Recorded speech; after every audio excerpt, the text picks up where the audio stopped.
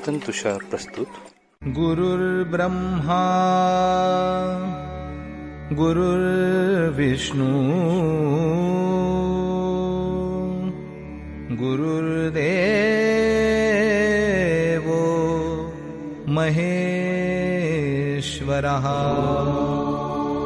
गुरुः साक्षात् परब्रह्म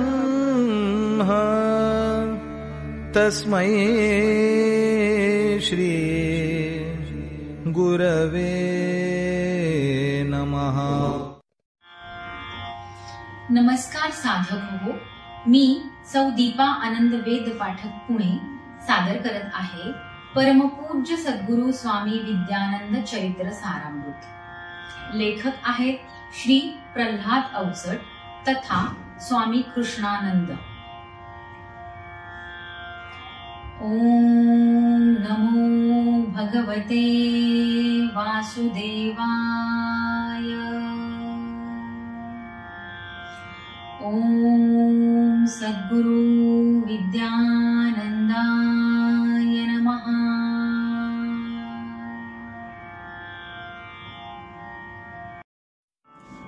पर्व 8. सर्ग 2. अमरनाथची यात्रा झाली तेव्हा असेच झाले. स्वामीजींचे शरीर स्वास्थ्यही बिघडून ऐसे गेले. अन्न ठरेना पोटा माझी वांत्या उलट्या होती. गेले गळुनी त्राणही सारे गात्रे कंपित होती. भोवळ येऊन शिर गरगरे देहांत जणू का येई. आर्त प्रार्थना करता स्वामी सद्गुरु समोर येई. प्रसन्न दर्शन अभय हस्त तो पाहून लागे ध्यान.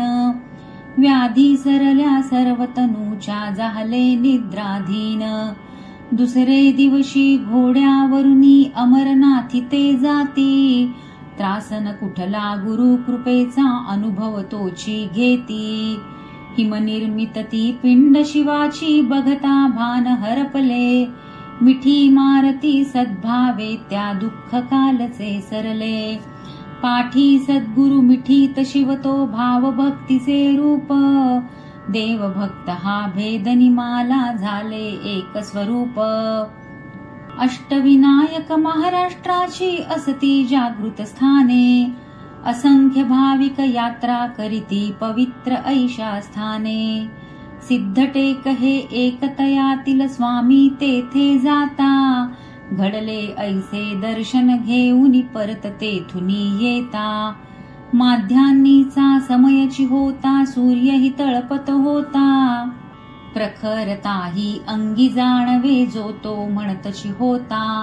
स्वामी मनते उन्मन झाले प्रवास करतची असता. भाव प्रगटले असे अंतरीक्षणीये शीतलता. 2 प्रहरी त्या गगनी दिसले असंख्य लुकलुक तारे. समोर मंदिर तीर्थस्थळ ते वाहती शीतल वारे. तोच नदीचा सुरम्य परिसर नाम घोषतो कानी. पंढरपूर ते प्रतिमेसह ये स्वामीजींच्या नयनी. स्वामी सांगती वर्णन करुनी इतरा काही न दिसले. हृदयी वंदून सद्गुरु चरणे स्वामी केवळ हसले.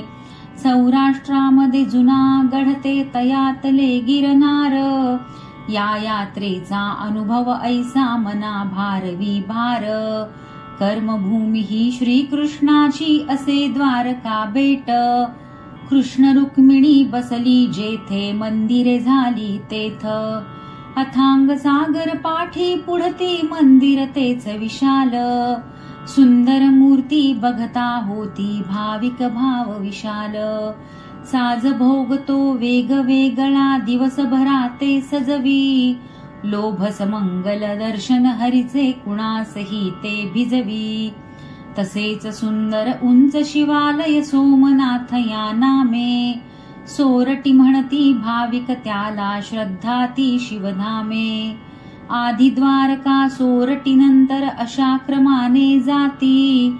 विष्णू शिवते हरिहर ऐसे एक रूपाने बघती. तिथुनी जवळी असे जुनागड भुयार किल्ला तेथे.